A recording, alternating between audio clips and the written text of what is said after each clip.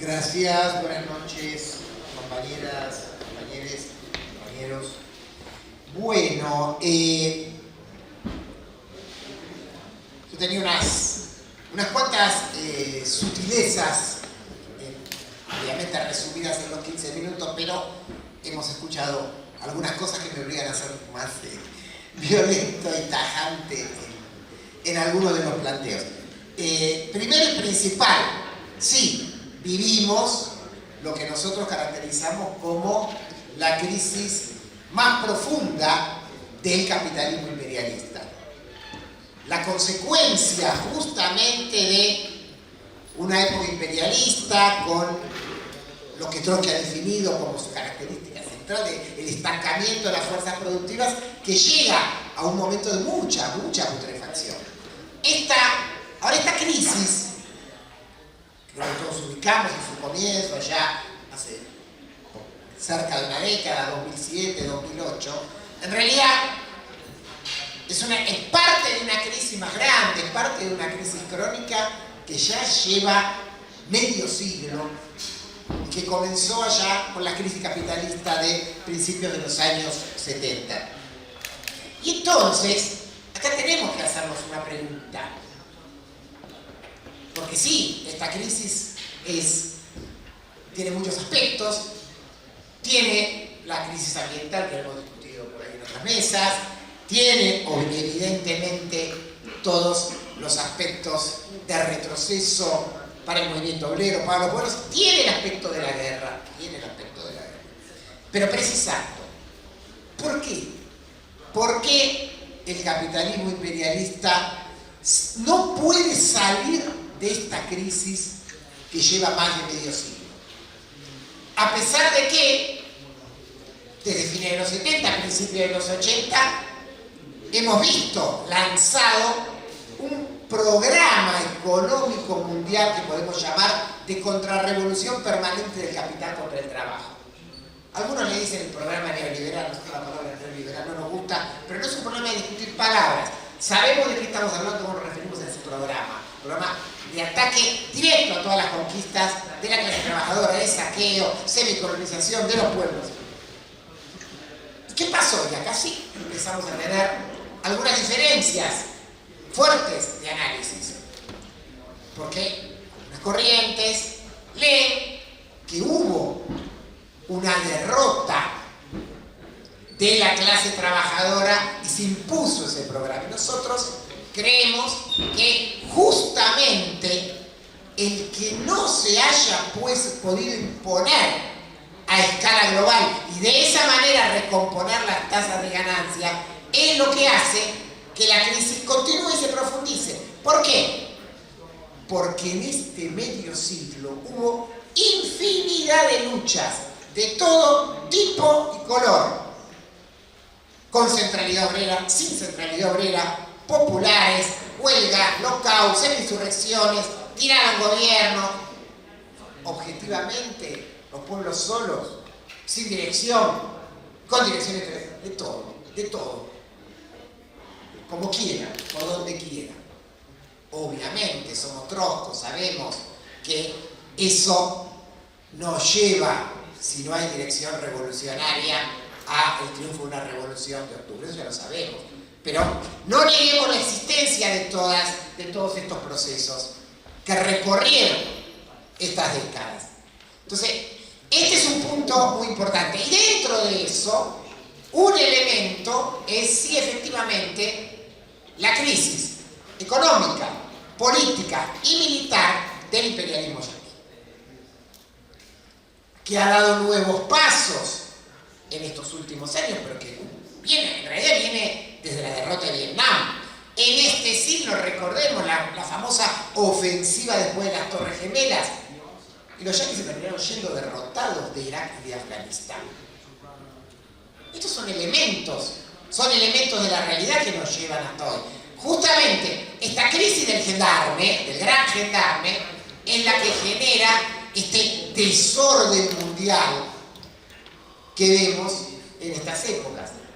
¿Qué tiene entonces estas consecuencias que la vamos a discutir? Que tiene que ver con el tema de las guerras.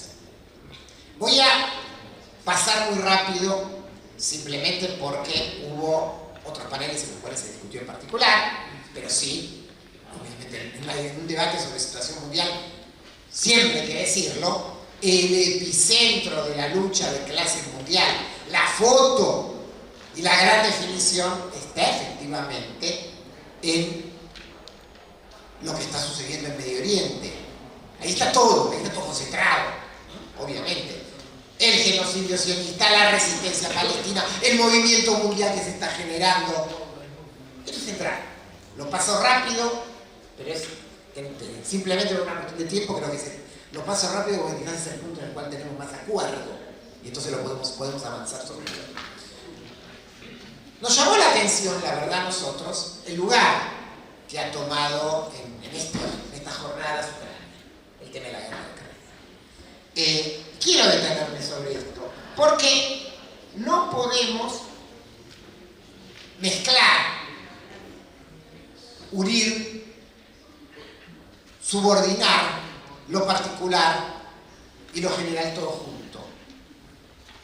Y la verdad, algunos análisis que escuchamos acá nos parecen más que marxistas, nos parecen aristotélicos, ¿no? La famosa discusión A igual a A, y a ver cómo las cosas se mueven históricamente.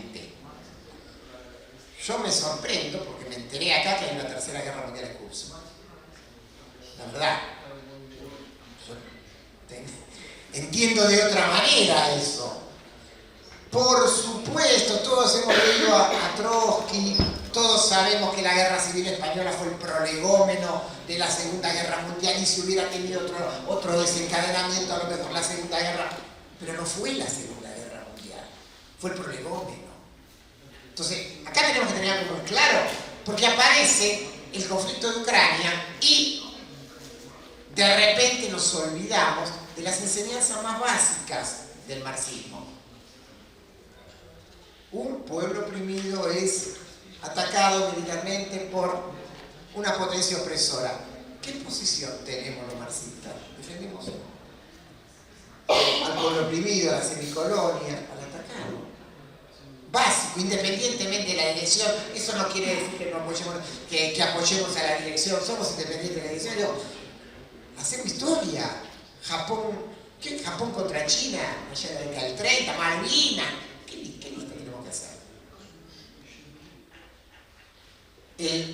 La guerra civil española.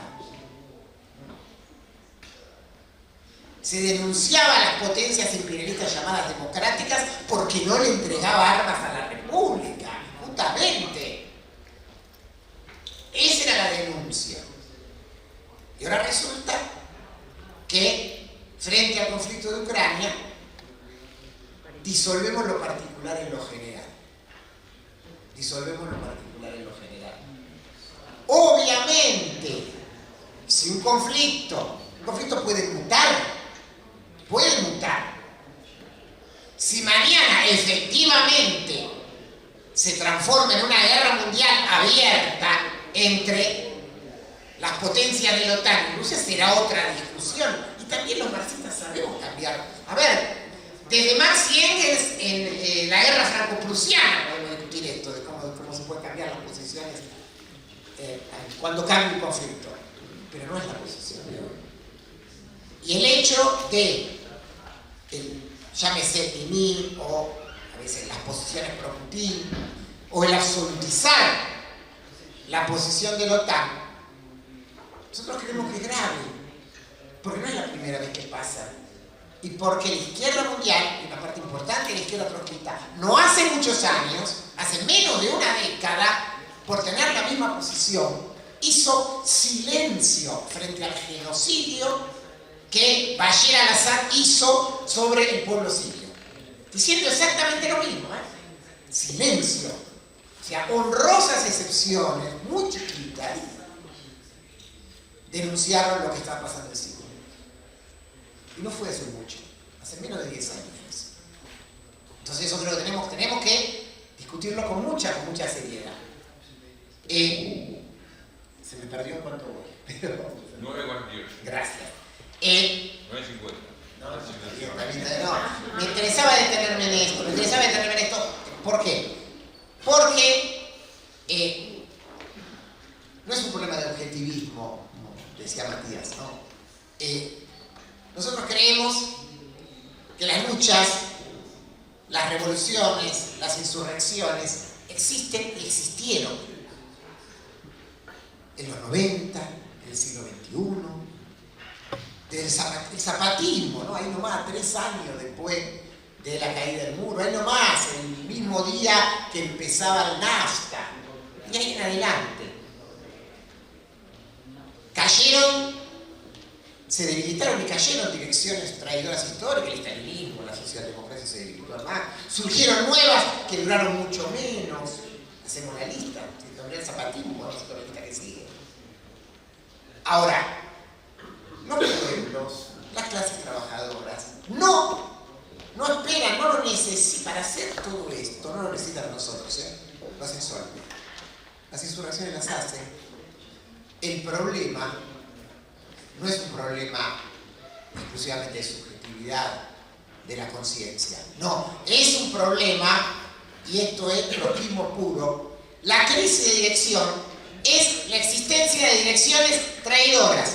No había problemas de subjetividad de la conciencia en el pueblo griego cuando votó claramente no, en aquel plebiscito del año 2015, no a el ajuste de la Unión Europea, el FMI. No votó que sí, votó que no, masivamente. Y al otro día Tsipras lo traicionó. Hasta acá en Latinoamérica, en Perú votaron a un presidente que se definía marxista-leninista. Pero el problema fue que Pedro Castilla al otro día los traicionó con el programa. Hablamos de Chile, hacemos la lista. El problema es, y acá volvemos al trotskismo puro, el problema de la crisis de dirección es el problema de la existencia de direcciones contrarrevolucionarias, y de ahí surge, justamente ahí, peleando programa contra programa, el necesario, la urgente tarea que nos plantea Trotsky, que es la que sí, ahí sí tenemos, y ahí sí si no estamos en esa liga, la existencia del Partido Revolucionario. Yo siempre le digo, yo ya estoy grande, ¿no? Bueno, no tanto, pero a los más chicos, en Argentina no sea un problema. Revoluciones van a vivir, insurrecciones van a vivir desde el Cordobazo para acá, el 2001, va a haber nuevas, eso se lo garantizo. Ahora, lo que no le garantizo es que va a haber partido revolucionario para desde ahí triunfar, llegar a la revolución socialista, o no va a aparecer el nuevo monigote burgués que lo va a meter el nuevo peronismo. Eso, y ahí es donde, y esa es la tarea que tenemos nosotros.